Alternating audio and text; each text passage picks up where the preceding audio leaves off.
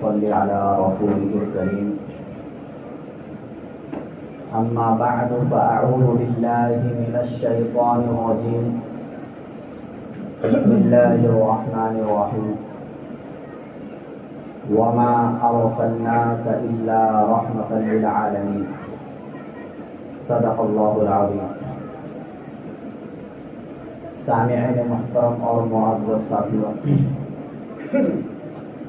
یہ مہینہ ربیع الاول کا مہینہ ہے.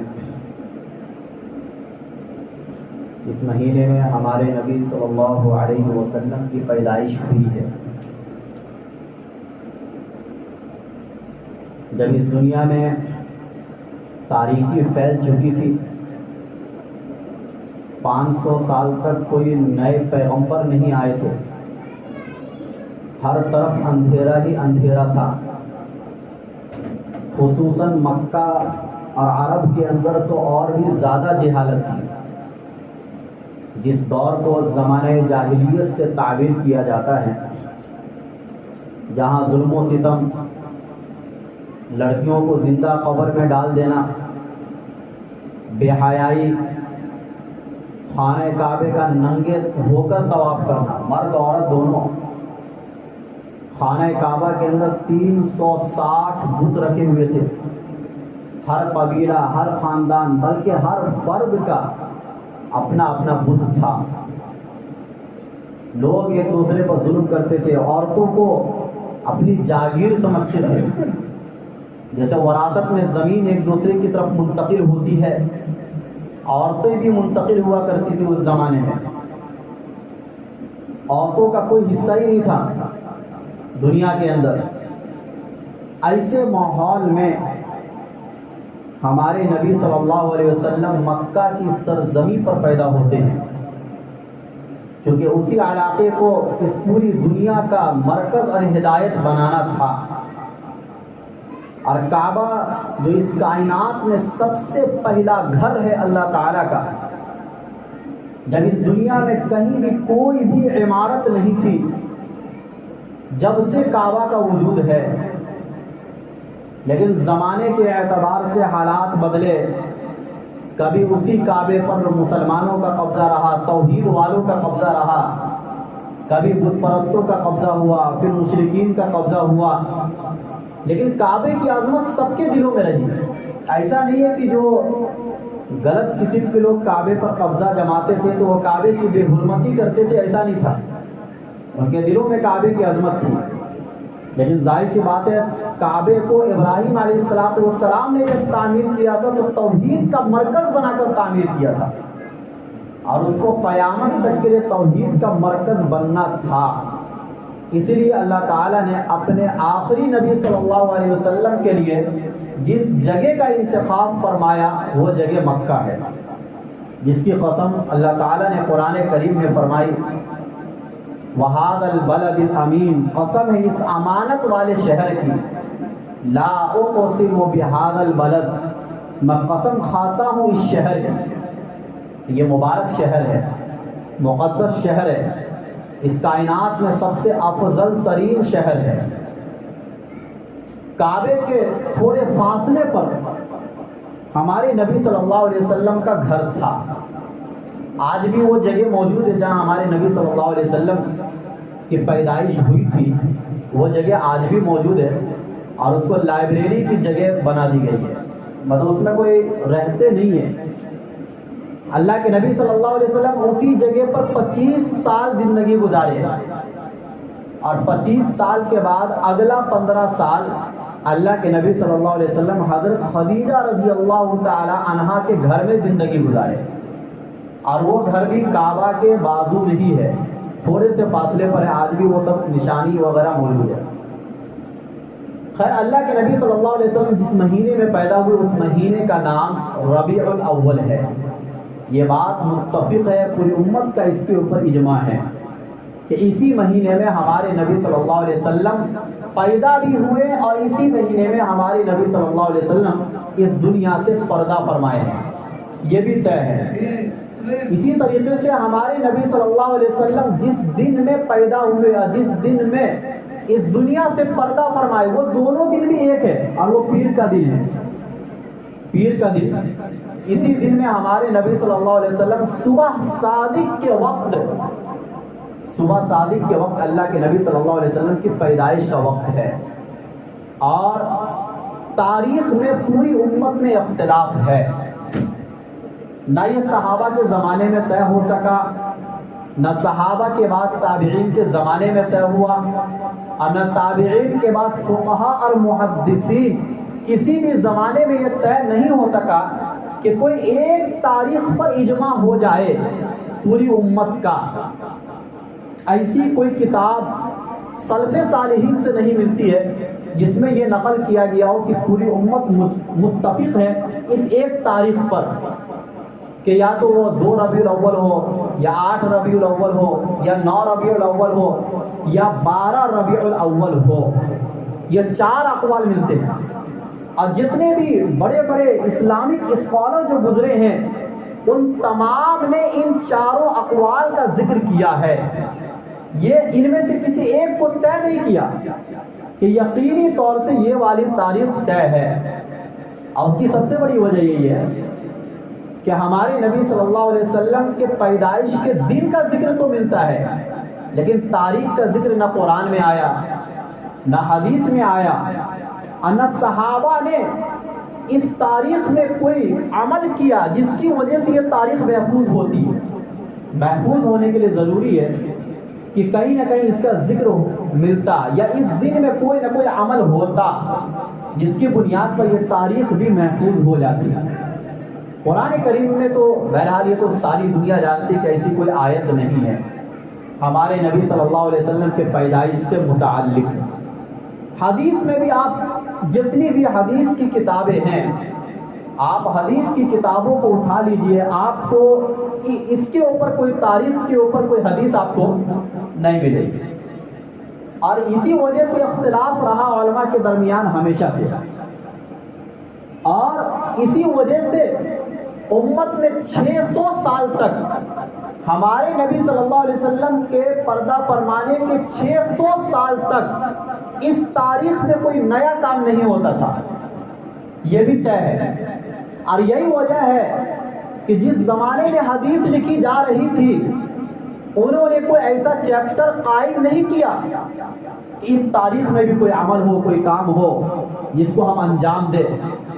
جس زمانے میں اسلامک لا لکھا جا رہا تھا، امام اعظم ابو حنیفہ رحمۃ اللہ علیہ پیدا ہوئے، امام شافعی رحمۃ اللہ علیہ پیدا ہوئے، امام مالک اور امام احمد بن حنبل رحمہ اللہ پیدا ہوئے، لیکن ان لوگوں کی کسی بھی کتاب میں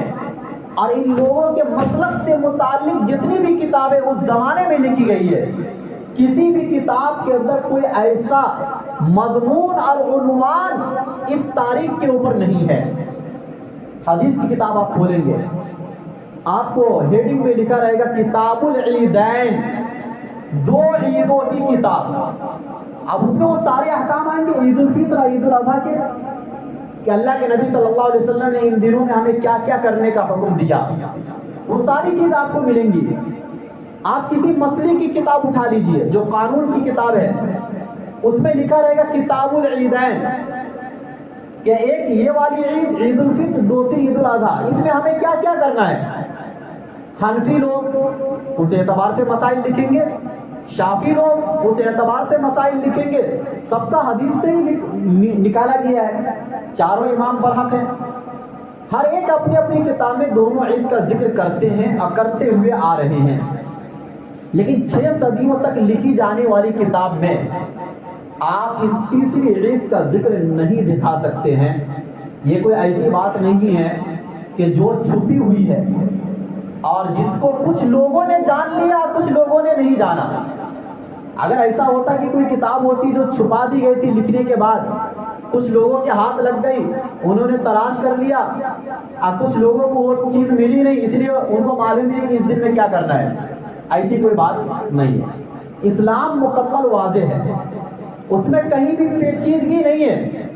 وہ جو بھی بات بیان کرتا ہے 2 ٹوک لفظوں میں بیان کرتا ہے۔ اللہ تعالی نے قرآن کریم میں فرمایا کہ ام لہم شرکاء شرعوا لہم من الدین ما لم یأذن بہ اللہ، کیا ان کے لیے کچھ ایسے شرکا ہیں کہ جو ان کو ایسے طریقے کا حکم دیتے ہیں جس کا اللہ نے حکم نہیں دیا۔ آپ بتائیے کہ اگر کوئی بھی ہم کام دین سے ہٹ کر کریں گے تو اللہ پہلا سوال یہی کرے گا کہ اس کام کا حکم کس نے دیا تھا؟ کوئی میرے لیبل کا کوئی تھا جس نے تمہیں یہ کام کرنے کا حکم دیا ہو؟ اللہ تعالیٰ کی وحدانیت میں، اللہ تعالیٰ کی صفات میں کسی کو آپ نے پہلے شریک ٹھہرایا اور یہ کہا کہ یہ اللہ کے لیبل کے ہیں، نعوذ باللہ، اور پھر اس آدمی نے یہ کہا کہ آپ یہ کام کرو اور آپ نے اس کی بات کو مان لیا۔ ایسا کوئی بھی دنیا میں پیدا نہیں ہوا۔ اللہ کے مقام و مرتبے کی کوئی چیز تو دنیا میں ہے ہی نہیں، مثال ہی نہیں دی جا سکتی ہے۔ رہا مسئلہ نبی صلی اللہ علیہ وسلم کا، تو ہمارے نبی صلی اللہ علیہ وسلم نے بھی ایسی کوئی بات یا ایسا کوئی کام کرنے کا حکم دیا ہی نہیں ہے۔ اگر دیا ہوتا تو یہ حدیث کی کتابوں میں، الصحابہ کی تاریخ میں ملتی ہمیں، لیکن یہ چیز نہیں ملتی ہے۔ اللہ کے نبی صلی اللہ علیہ وسلم نے واضح حدیث میں فرمایا، متفق علیہ حدیث بخاری اور مسلم کی، کہ من احدث فی امرنا ھذا ما لیس منہ فہو رد، کہ ہر وہ کام جو میرے اس دین میں دین کے طور پر نکالا جائے، جو کہ دین کا حصہ نہیں ہے، اور آپ اس کام کو دین سمجھ کے کر رہے ہیں، اللہ کے نبی نے فرمایا ہر ایسا کام مردود ہے، اس کو رد کر دیا جائے گا، ہٹا دیا جائے گا، پھینک دیا جائے گا۔ ابو داؤد کی حدیث میں اللہ کے نبی صلی اللہ علیہ وسلم نے فرمایا، لا تجعلوا قبری عیدا، تم لوگ میری قبر کو عید نہ بناؤ۔ اس حدیث کا کیا مطلب ہے؟ دیکھو، عید کے لیے دو چیزیں ہوتی ہے، ایک تو عید کی تاریخ متعین ہوتی ہے، اور نمبر دو، عید کے لیے لوگوں کو بلایا جاتا ہے، دعوتیں دی جاتی ہیں کہ کل عید کا دن ہے، خوشیاں بانٹی جاتی ہے۔ اللہ کے نبی صلی اللہ علیہ وسلم نے فرمایا کہ میری قبر پر اس طریقے سے جمع مت ہونا کہ کوئی ایک دن آپ نے فکس کر لیا، اسی دن سارے لوگ آ کے جمع ہو رہے ہیں اور لوگوں کو بلایا جا رہا ہے اسی دن بس، باقی اس کے علاوہ پورے سال وہ شہر کیا ہو گیا؟ خالی ہو گیا۔ اس طریقے جیسے بہت سی جگہوں پر بہت سے قبر ایسے ہی ہیں کہ ان قبروں کی ایک تاریخ ہے، اس تاریخ میں سارے لوگ اس قبر پر جمع ہوتے ہیں، تو اس طریقے سے میری قبر کو عید نہ بنانا۔ اچھا، اس حدیث میں اگر آپ غور کریں گے ایک بات اور آپ کو سمجھ میں آئے گی کہ اللہ کے نبی صلی اللہ علیہ وسلم نے کسی جگہ کو عید بنانے سے منع فرما دیا، حالانکہ اس جگہ میں اللہ کے نبی صلی اللہ علیہ وسلم حیات سے ہیں۔ یہ ہمارا عقیدہ ہے، پیغمبر جتنے کے جتنے ہیں وہ سارے پیغمبر اپنی قبروں میں مضبوط حیات کے ساتھ ہوتے ہیں۔ مطلب شہید کے بارے میں بھی قرآن کریم میں ہے، لیکن شہید کی جو حیات ہے وہ انبیاء کی حیات سے کم درجہ ہوتی ہے، کیونکہ شہید کو جو یہ مقام ملا وہ نبی کی وجہ سے ملا ہے۔ تو نبی جتنے کے جتنے ہوتے ہیں وہ سارے اپنے قبروں میں حیات سے ہوتے ہیں، اگرچہ وہ حیات دنیاوی نہیں ہوتی، حیات برزخی ہوتی ہے، لیکن وہ حیات برزخی بھی بہت اعلیٰ درجے کی ہوتی ہے، لیکن اس کے باوجود بھی اس جگہ کو عید بنانے سے منع فرما دیا۔ تو اب بتائیے، جس مہینے میں اور جس سال میں ہمارے نبی صلی اللہ علیہ وسلم پیدا ہوئے تھے وہ زمانہ تو گزر گیا، وہ چیز وہ شے تو باقی نہیں ہے نا۔ تو جب جو چیز باقی ہے وہاں پر عید منانے سے منع فرما دیا، تو جو شے باقی ہی نہیں ہے اس کو ہم عید کیسے بنائیں گے؟ ایک تیسری حدیث اللہ کے نبی صلی اللہ علیہ وسلم نے ایک حدیث میں فرمایا کہ کسی جمعہ کی رات کو عبادت کے لیے خاص مت کرو اور جمعہ کے دن کو روزے کے ساتھ خاص مت کرو۔ یعنی اس حدیث کا مطلب یہ ہے کہ آپ جمعے کے دن روزہ رکھنے کو فضیلت سمجھ رہے ہیں، حالانکہ جمعہ کے دن جمعہ کی نماز کی الگ خصوصیت ہے، اور اس دن درود شریف اور جو دوسرے اعمال سورہ کہف پڑھنے کے فضائل ہیں، لیکن آپ اگر اپنے ذہن میں یہ نظریہ بیٹھا لے کہ جمعہ کے دن روزہ رکھیں گے تو ثواب زیادہ ملے گا، اور آپ نے خاص کر دیا اس دن کو، اور جمعہ کی رات کو عبادت کے ساتھ آپ نے خاص کر دیا، باقی دنوں میں آپ عبادت نہیں کرتے ہیں، اللہ کے نبی صلی اللہ علیہ وسلم نے فرمایا کہ ایسا مت کرنا، منع فرمایا۔ کیوں؟ اس حدیث سے ایک اصول نکلا کہ جو عبادت جس ہیئت کے ساتھ منقول ہے، جس خصوصیت کے ساتھ منقول ہے، اس کو اسی طریقے پہ رہنے دو، اور جو چیز منقول ہی نہیں ہے اس کو لاؤ مت۔ جو چیز جس درجے میں ثابت نہیں ہے آپ اپنی طرف سے اس میں کچھ اضافہ نہ کرو، اضافہ کرنا ہی بدعت ہے۔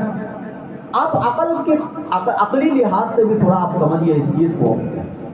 دیکھیے عید جتنی بھی ہوتی ہیں سب کے احکام موجود ہے کتاب کے اندر، لیکن اس عید کے کوئی احکام آپ کی نظر میں اگر ہو یا جو لوگ مناتے ہیں، میرا سوال ان سے کہ وہ کچھ احکام بتائے اس دن کیا کرنا چاہیے کیا نہیں کرنا چاہیے، کیا قرآن اور احادیث کے حوالے سے وہ بتا سکتے ہیں؟ لیکن عید الفطر کا دن آئے گا، عید الاضحیٰ کا دن آئے گا، آپ کسی بھی عالم کو فون لگائیے، آپ سوال کیجیے کہ آج کے دن مجھے کیا کرنا چاہیے، وہ آپ کو بتائیں گے کہ ایک راستے سے آنا ہے دوسرے راستے سے جانا ہے، وہ آپ کو بتائیں گے نیا کپڑا پہن کے آنا ہے، خوشبو لگا کے آنا ہے، عید الفطر ہے تو کچھ کھا کے آنا ہے، عید الاضحیٰ ہے تو جا کے قربانی کا گوشت کھانا ہے، یہ ساری چیزیں ملیں گی آپ کو، اس کے علاوہ بھی تفصیل ہے، لیکن اس دن کے بارے میں مجھے کوئی کتاب بتا دیجئے جس میں یہ احکام ملتے ہوں۔ یا اللہ کے نبی صلی اللہ علیہ وسلم نے جب صراحت کے ساتھ فرما دیا ابو داؤد کی حدیث میں کہ اسلام میں صرف 2 عید ہے، تو اگر ہم تیسری عید کا اضافہ کریں گے تو اس حدیث کے خلاف جائے گا جس میں اللہ کے نبی صلی اللہ علیہ وسلم نے بتایا، گویا کہ ہم یہ کہنا چاہ رہے کہ ہمارے نبی صلی اللہ علیہ وسلم کو بھی نعوذ باللہ تیسری عید کا پتہ نہیں تھا کہ جو کہ 600 سال کے بعد پیدا ہوا۔ آپ اپنے عمل سے تو یہی بتانا چاہ رہے ہیں، کسی کی نیت پر شک نہیں کرنا چاہیے۔ یا ہو سکتا ہے جہالت میں بہت سے کام ہو رہے ہیں، بہت سے کام شہرت کی بنیاد پر ہو رہے ہیں، مشہور ہو جائے وہ چیز، اور بہت جہالت لوگوں میں، سمجھانے کے بعد سمجھ میں آتا ہے، ایسا نہیں کہ نہیں آتا ہے، لیکن ابھی تک ان تک کوئی سمجھانے والا نہیں آیا جس کی بنیاد پر وہ کرتے جا رہے اس کام کو۔ یا اسی طریقے سے صحابہ کے زمانے میں یہ کام ہوا کہیں پر بھی۔ اب 2 باتیں ہیں، یا تو صحابہ نبی سے زیادہ محبت کرتے تھے یا ہم نبی سے زیادہ محبت کرتے ہیں، 2 میں سے کوئی ایک چیز آپ کو ماننی پڑے گی۔ اگر آپ یہ کہتے ہیں کہ صحابہ محبت نہیں کرتے تھے نبی سے، ہم زیادہ کرتے ہیں اس لیے ہم نے ایک تیسری چیز کا اضافہ کیا ہے، تو یہ بات ساری دنیا کہے گی کہ غلط ہے۔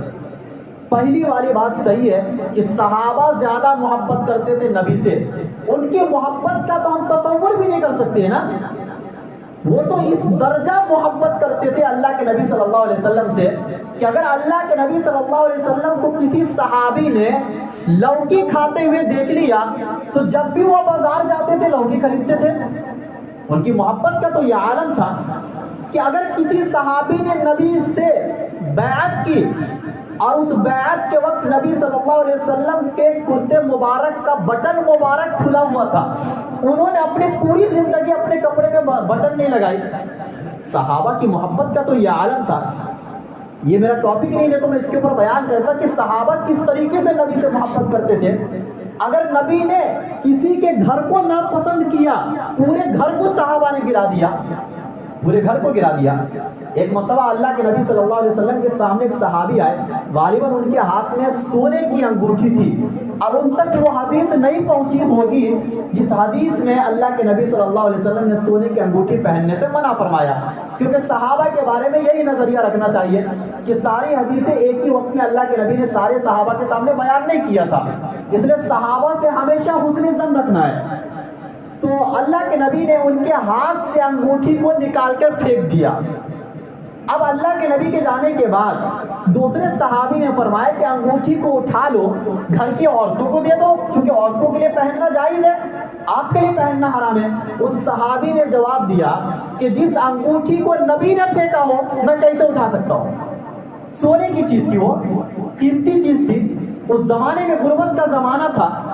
تھوڑا سا سونا بھی اگر کسی صحابی کو مل جائے تو ظاہر سی بات ہے زندگی گزارنے کے لیے کافی ہو جاتا،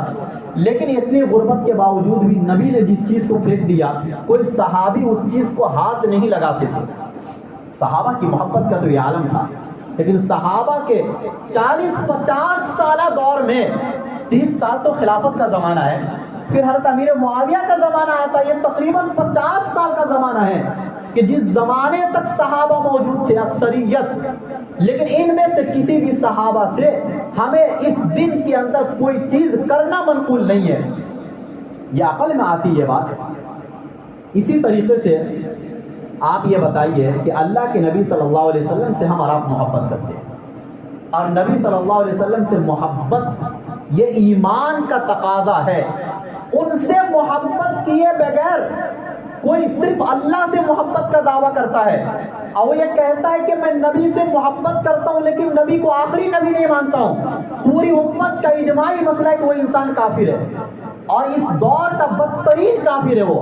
وہ یہود و نصارہ سے بھی بڑا کافر ہے وہ، یہ پوری امت کا اجماعی مسئلہ ہے۔ محبت کے باوجود بھی اگر آخری نبی نہیں مانتا ہے تو خوشی تو سب کو ہے، لیکن محبت میں دو چیز دیکھی جاتی ہے،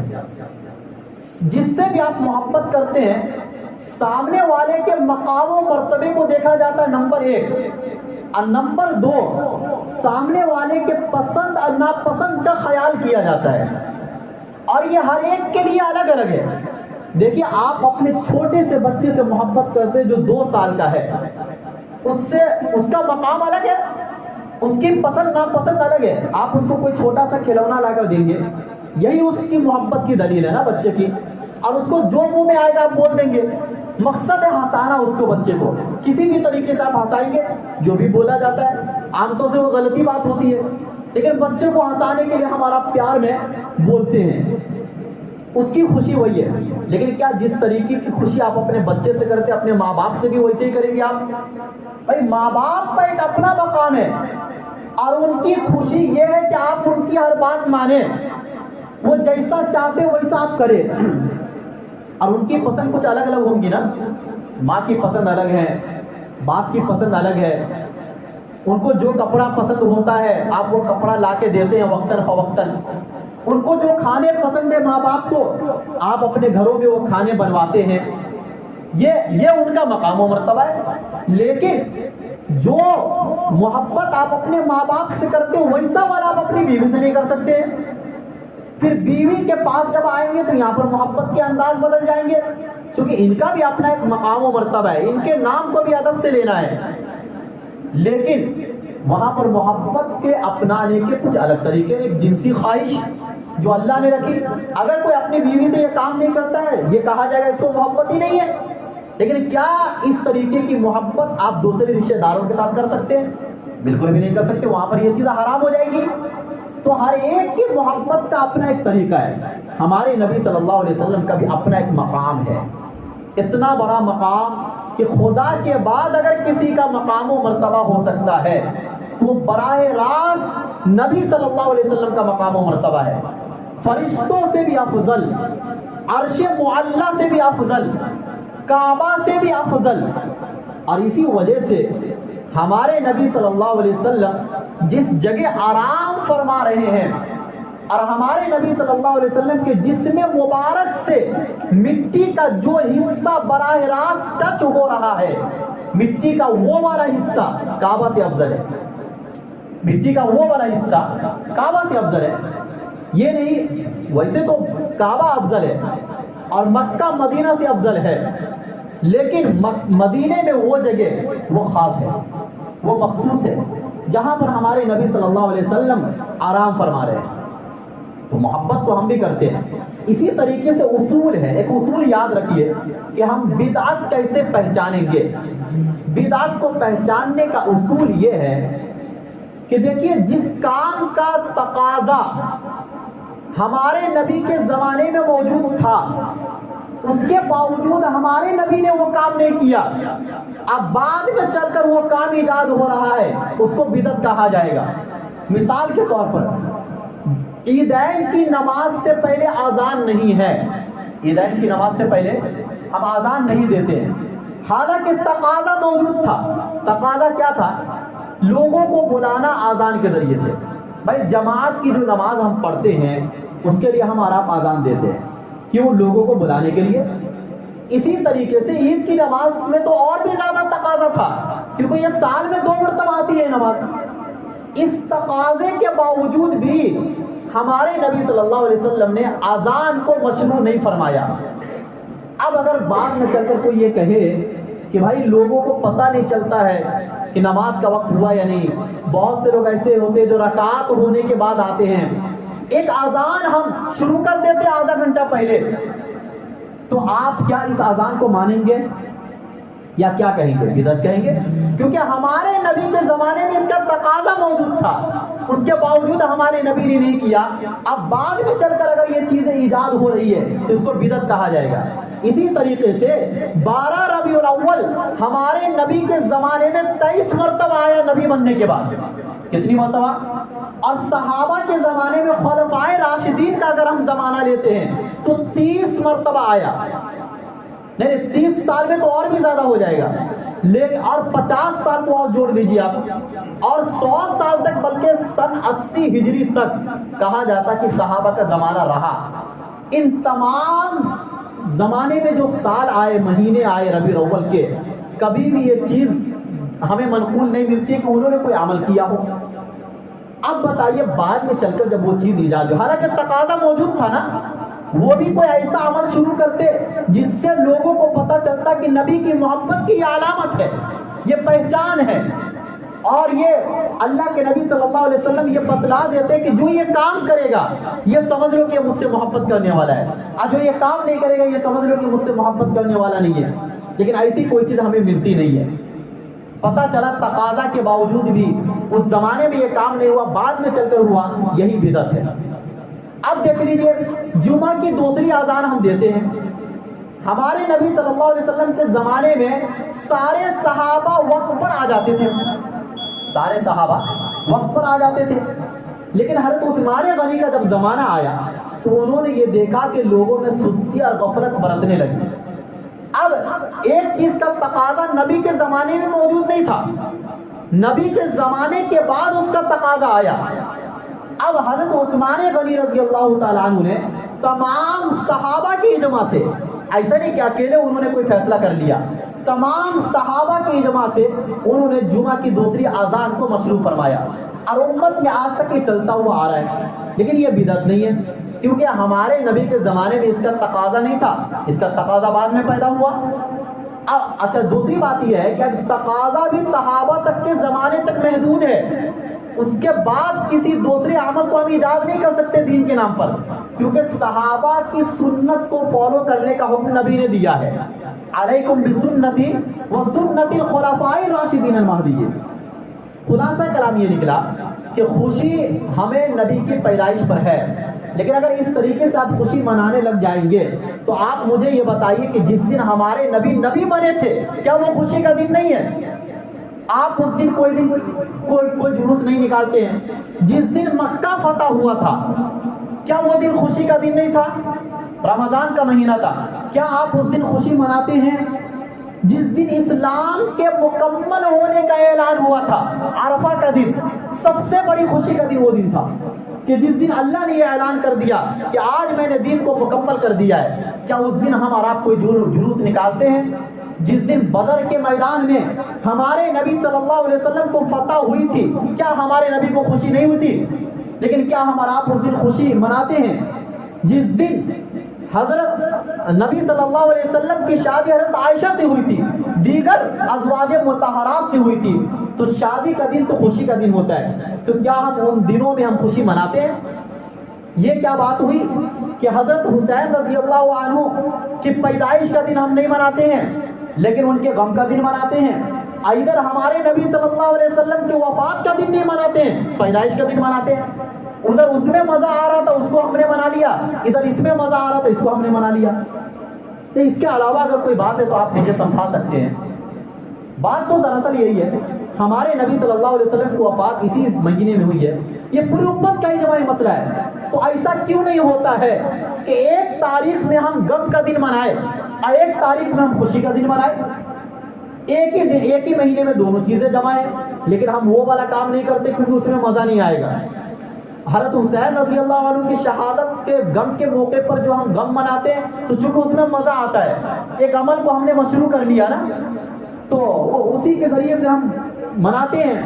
تو کہنے کا مطلب یہ کہ ایک طرف سے آپ نے غم کو لیا، ایک طرف سے آپ نے شہادت کو لیا، دوسری طرف سے آپ نے پیدائش کو لیا، جو من میں چاہ آپ نے اپنے حساب سے بنا لیا۔ اور آج یہ ہو رہا ہے کہ عید میلاد النبی کے موقع پر جو جلوس نکلتے ہیں، لڑکے بھی نکل رہے ہیں، لڑکیاں بھی نکل رہے ہیں، بے حیائی ہو رہے ہیں، بلکہ بہت سی جگہوں پر آپ یوٹیوب پر سرچ ماریے، نبی کا نام پیچھے لکھا ہوا ڈانس ہو رہا ہے،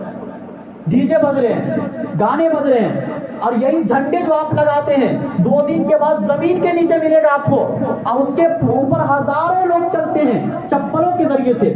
کیا نبی کی محبت یہی ہے؟ ہم آپ سے کہیں کہ آپ فتح مکہ کے دن کوئی جشن نہیں مناتے ہیں، آپ کو مکہ سے محبت نہیں ہے، کیا کوئی مانے گا؟ ہم آپ سے کہیں کہ جس دن اسلام مکمل ہوا تھا آپ جشن نہیں مناتے ہیں، آپ کو اسلام سے محبت نہیں ہے۔ اگر یہ فتویٰ کوئی لگانے لگ جائے آپ اس کو پاگل کہیں گے۔ بھائی یہ کیا بات ہوئی؟ پھر تو سارا دن جلوس ہی نکلے گا، نماز روزے سارے ختم ہو جائیں گے، پھر یہی جلوس ہر دن جلوس نکلے گا۔ اس لیے تھوڑا اپنی عقل کا استعمال کیجیے، اور جو عالم آپ کو ایسی باتیں کہتا ہے کہ اس دن میں کچھ منانا چاہیے، آپ اس سے سوال کرنے کا جذبہ رکھیے۔ سوال کیوں نہیں کرتے آپ ایسے لوگوں سے، ایسے علماء سے جو اس دن میں کچھ کرنے کا حکم دیتے ہیں؟ آپ ان سے پوچھتے بھی نہیں ہیں کہ کچھ کرنے کا حکم ہے تو ہمیں حدیث سے دکھاؤ، ہمیں صحابہ سے دکھاؤ، ہمیں سلف صالحین کی کتاب سے دکھاؤ، آج کے زمانے کی کتاب سے نہیں، کیونکہ آج کے زمانے کی کتابوں کا اعتبار نہیں ہے، سلف صالحین کی کتابوں کا اعتبار ہے۔ اللہ تعالی ہم سب کو تمام بدعات و خرافات سے بچنے کی توفیق نصیب فرمائے۔ وآخر دعوانا الحمدللہ۔